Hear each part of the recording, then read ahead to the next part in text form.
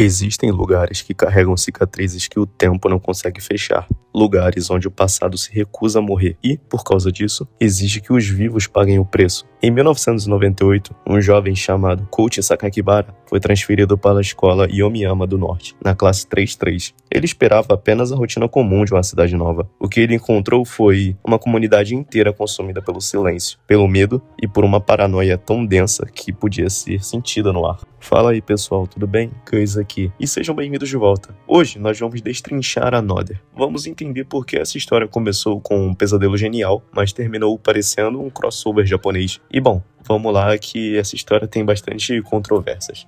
A classe 3-3 não era apenas uma sala de aula, era um tabuleiro onde todos jogavam uma partida desesperada contra uma força invisível. E a primeira regra desse jogo era brutal em sua simplicidade, que era ignore tudo aquilo que você não consegue explicar. No vídeo de hoje, nós vamos mergulhar na verdadeira e detalhada história por trás de Another. Vamos entender a mecânica da maldição, o desespero psicológico dos alunos e a verdade que transformou aquela escola em um matadouro.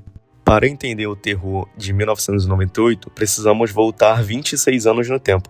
Em 1972, um aluno chamado Misaki Yomiyama estudava naquela mesma sala. Ele era brilhante, atlético e amado por todos, mas sua morte repentina em um incêndio deixou a classe devastada. O luto se transformou em negação. Um dos alunos apontado para a carteira vazia disse: Misaki estava ali, ele não morreu. Essa mentira reconfortante foi abraçada pela turma e até mesmo pelos professores. Eles agiram como se ele estivesse vivo até o dia da formatura. O problema é que o universo ouviu. Na foto oficial da classe, o espaço que deveria estar vazio trazia o rosto pálido de Misaki. Sorrindo entre os vivos, eles invocaram algo que não deveria pertencer a esse mundo. A partir do ano seguinte, a classe 3-3 mudou. Devido àquele ato de negação, a sala se tornou um imã para o reino dos mortos. Todo ano letivo, uma pessoa que já havia falecido era inserida fisicamente na turma. Essa pessoa era chamada do aluno extra, ou aluno morto. Não sabia que estava morta. Suas memórias eram alteradas pela própria realidade, assim como as memórias de todos ao seu redor. Os registros escolares mudavam sozinho para acomodá-la. Mas a presença de um corpo morto entre os vivos gerava um desequilíbrio na força física do lugar. A calamidade era ativada. A partir do momento em que as aulas começavam, os alunos daquela sala e seus parentes, até de segundo grau mesmo, começavam a morrer, um a um, mês a mês, de forma violenta e inevitável. Era como se a morte estivesse cobrando o imposto pela vaga ocupada pelo intruso.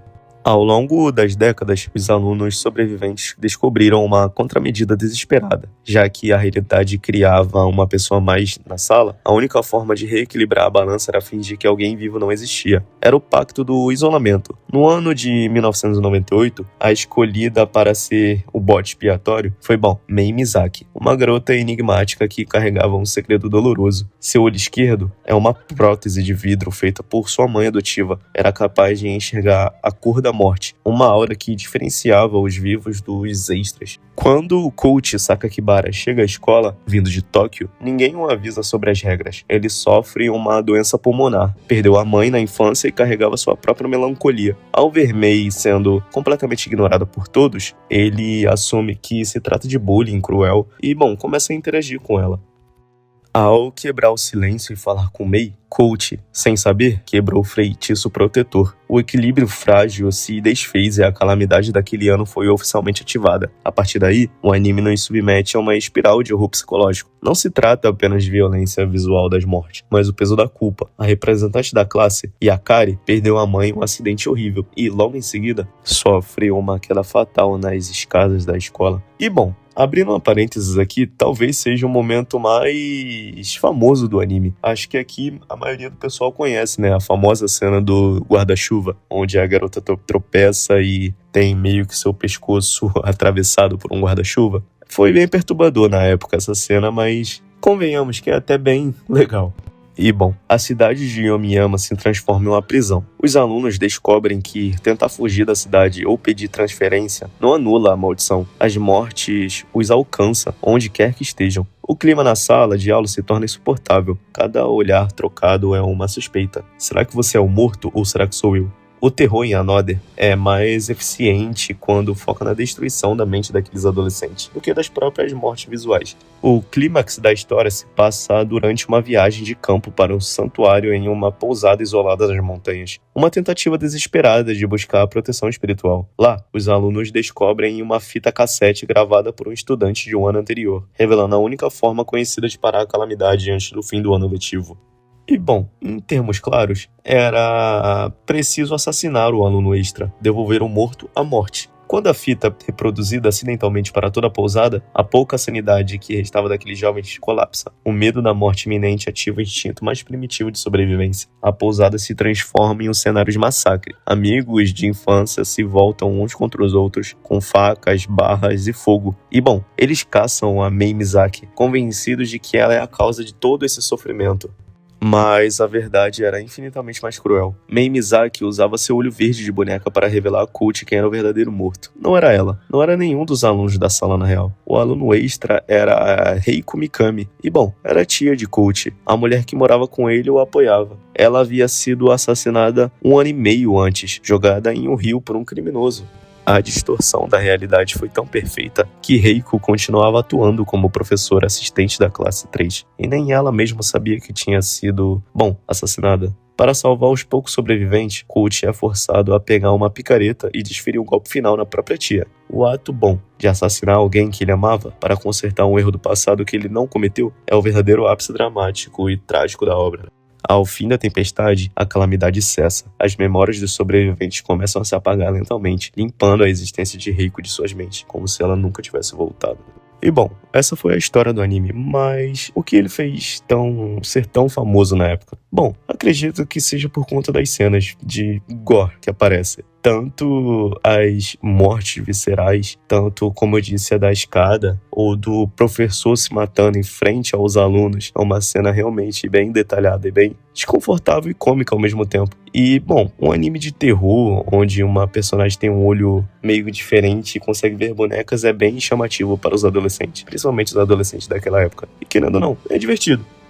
É uma sensação constante de desconforto. Os corredores vazios, a paleta escura e o silêncio, além da trilha sonora, faz parecer um anime morto, mas é um anime divertido. E a Mei ajuda muito nisso, porque ela não é uma personagem extremamente emotiva. Ela fala pouco, ela quase nunca muda a expressão, mas é por isso que ela é memorável. Além disso, ela parece alguém que escuta uma playlist de música triste no volume máximo olhando pra chuva. E é isso que faz dela ser legal e a gente se vê nela. E bom, precisamos falar do Coach Sakakibara, né? Nosso protagonista. O cara vê os amigos morrendo como moscas ao redor dele, a cidade colapsando, e a reação dele é sempre a mesma. Falta urgência nesse nosso personagem. Ele, é muito sem graça, sabe? Não é um protagonista tão chamativo como a gente é acostumado. Ele é muito sem graça, convenhamos. E tudo isso culmina nos episódios finais. O mistério de quem é o aluno extra se resolve em meio a um incêndio em uma pousada, onde os estudantes simplesmente ligam um modo Battle Royale do nada. Eles começam a se matar porque acham que um ou outro são mortos. A sanidade mental coletiva daquela turma foi para o espaço. Mas isso torna ainda mais interessante. E a revelação final de quem era a pessoa morta? Olha, faz sentido dentro das pistas que deram? Até faz, mas a forma como o coach descobre e resolve a situação é tão anticlimática que deixa com aquela cara de que, sério, foi 12 episódios só pra isso? Mas vem cá, e no fim das contas, Another é um anime ruim? Surpreendentemente não, ele é um anime muito divertido, só que talvez não pelos motivos que o autor planejou. Se você assistir esperando um slasher ou um novo Iluminado, você vai quebrar a cara e achar péssimo. Mas se você assistir como um tom de terror meio cômico esperando umas mortes legais, é uma experiência, fantástica. Ele marcou a época. Me marcou muito na época, tanto que eu gosto desse anime até hoje, apesar dos defeitos dele. Errou o tom de assustar, mas acertou em cheio em se tornar memorável esse anime. Another continua sendo um dos animes de terror mais memoráveis que eu já assisti, porque ele entendia uma coisa muito importante sobre o medo. O medo não vem só do que você vê, ele vem da expectativa, da sensação de que alguma coisa horrível pode acontecer a qualquer momento. E bom, a Mei e Misaki parada no corredor, a trilha sonora, a tensão, tudo fica na cabeça. E talvez seja exatamente por isso que a Another nunca morreu de verdade. Porque alguns animes passam, mas outros viram maldição. Mas agora eu quero saber de vocês. Qual foi a morte mais absurda desse anime? Tenho certeza que alguém vai falar ou a do guarda-chuva ou a do professor. E vocês acham a Another realmente assustador ou é só mais um anime exagerado? E bom, se você gostou, deixa o like, se inscreve no canal, compartilha pros seus amigos e tamo junto, rapaziada. Até semana que vem.